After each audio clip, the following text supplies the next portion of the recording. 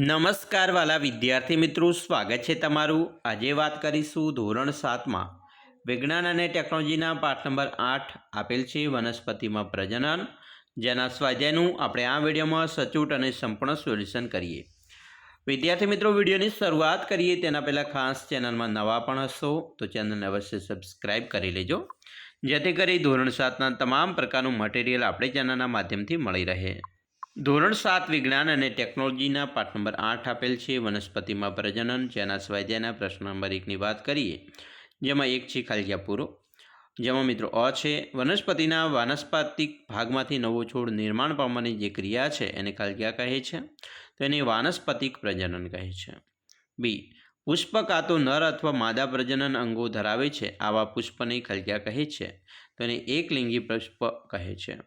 C, પરાગરજનું પુષ્પના પરાગાશયમાંથી એ જ પુષ્પના પરાગશન અથવા તો બીજા પુષ્પના પરાગશન પર સ્થાપનાની ક્રિયા છે એને ખાલી જગ્યા કહે છે, તો એને પરાગનયન કહે છે।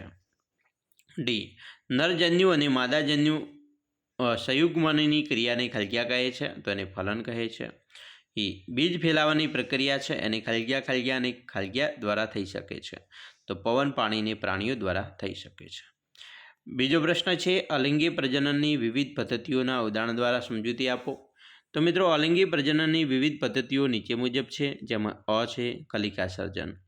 આ પદ્ધતિ એક કોષીય સજીવમાં જોવા મળે છે। કલિકા ધીરે ધીરે વિકાસ પામી પિતૃકોષથી અલગ થઈ નવા કોષનું નિર્માણ કરે છે। આ અલગ પડેલો નવો કોષ વૃદ્ધિ પામી પુખ્ત બને છે। આ પ્રકારનું પ્રજનન ઈસ્ટના કોષોમાં જોવા મળે છે। બીજું છે અવખંડન। આ પદ્ધતિમાં જીવ વિખંડન પામે છે।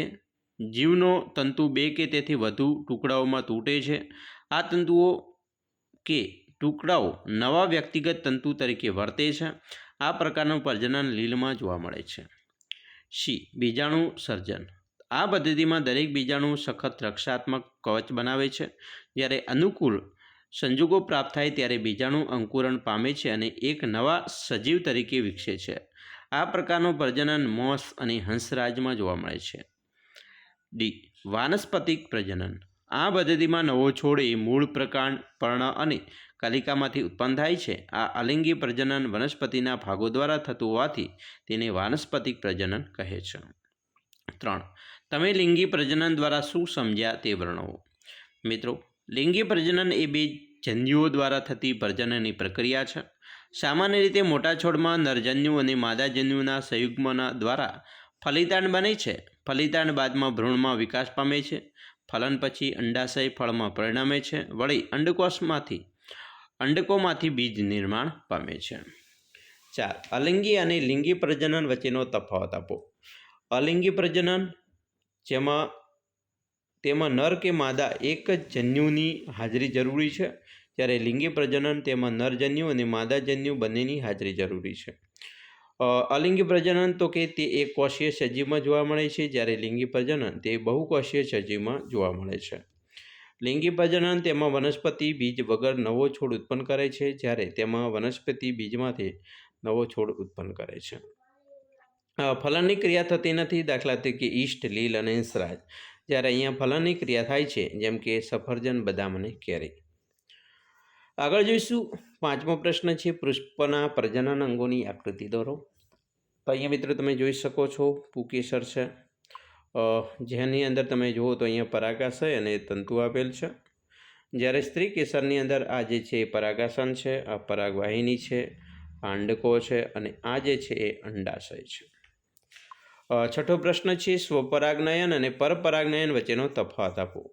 તો સ્વપરાગનયન, જો પરાગરજ તે જ પુષ્પ પર સ્થાપિત થાય તો તેને સ્વપરાગનયન કહે છે, જ્યારે જો પરાગરજ તે જ છોડના પુષ્પ અથવા અન્ય છોડના પુષ્પ પર સ્થાપિત થાય તો તેને પરપરાગનયન કહે છે।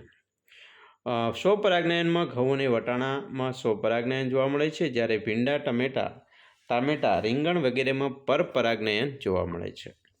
7. પુષ્પમાં ફલનની પ્રક્રિયા કેવી રીતે જોવા મળે છે।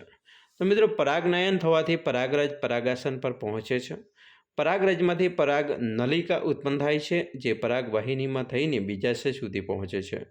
પરાગરજ પરાગ નલિકા દ્વારા નરજન્યુ અને માદાજન્યુના સંયુગ્મનથી ફલિતાંડનું નિર્માણ કરે છે. આ ક્રિયાને ફલન કહે છે. ફલન પછી અંડાશય ફળમાં પરિણમે છે, જ્યારે અંડકોમાંથી બીજ નિર્માણ પામે છે. તો અહીંયા જોઈ શકો છો અંકુરિત પરાગરજ છે અને અહીંયા વચ્ચે અંડકોશ આપેલ છે. આ પરાગ નલિકા છે, આ ફલિતાંડનું નિર્માણ છે. 8મો છે વિવિધ રીતે થતા બીજ વિકિરણ સમજાવો. મિત્રો, બીજનો ફેલાવો નીચે મુજબ અલગ અલગ રીતે થાય છે, જેમાં ઘાસના હલકા બીજ જેવા કે મદારના રોમમય બીજ જે પાંખોવાળા, સૂકા અને નાના હોવાથી પવન દ્વારા દૂર દૂર ફેલાય છે. જેમાં કેટલાક કાંટાળા અને હૂંક જેવા બીજ કપડાં પર ચોંટીને કાં તો પ્રાણીઓ દ્વારા દૂર દૂર ફેલાય છે, જેમ કે ઉદાહરણ જોઈએ તો ગાડરિયો અને યુરેના. 3. કેટલાક બીજ જેવા કે નાળિયેરમાં જોવા મળે છે, તે પોચા અને તાંતણા જેવા બાહ્ય આવરણના રૂપમાં વિકાસ પામે છે. તેનો ફેલાવો પાણી દ્વારા થાય છે. અને 4. કેટલાક ફળ ઝટકાથી ફૂટે તો જ બીજનું વિકિરણ થાય છે. ફૂટવાને કારણે તે ખૂબ જ દૂર સુધી ફેંકાય છે, દાખલા તરીકે એરંડા અને બાલસમ. પ્રશ્ન 9 છે કોલમ 1માં આપેલ વિગતોની કોલમ 2 સાથે જોડો. અહીંયા જોઈ શકો છો કલિકા છે, તો એમાં આવશે ઈસ્ટ. આંખ, તો એમાં આવશે બટાકા. અવખંડન, તેમાં આવશે સ્પાયરોગાયરા. પાંખો, એમાં આવશે મેપલ. બીજાણુ, જેમાં આવશે મિત્રો મ્યુકર બ્રેડ મોલ્ડ. 10મો છે સાચો વિકલ્પ પસંદ કરો, જેમાં અ. વનસ્પતિનું પ્રજનન અંગ ખાલિયા છે, તો પુષ્પ. બી. નર અને માદાજન્યુનું સંયુગ્મન ખાલિયા કહેવાય, તો ફલન. સી. પરિપક્વ અંડાશય બીજાશય ખાલિયા બનાવે, તો ફળ. ડી. બીજાણુ સર્જન કરતી વનસ્પતિ ખાલિયા છે, તો બ્રેડ મોલ્ડ મ્યુકર. અને ઈ. પાનફૂટીમાં પ્રજનન ખાલિયા દ્વારા થાય છે, તો પર્ણ દ્વારા. વિદ્યાર્થી મિત્રો, આવી રીતે તમે પણ તમારા સ્વાધ્યાયના પાઠનું સંપૂર્ણ સોલ્યુશન કરી શકો છો. અમે આશા પણ રાખીએ છીએ તમને આપણા વિડીયો ખૂબ જ ઉપયોગી નીવડશે. અને ખાસ મિત્રો, વિડીયો ગમે હોય તો લાઇક, શેર અને સબસ્ક્રાઈબ કરવાનું પણ ન ભૂલતા.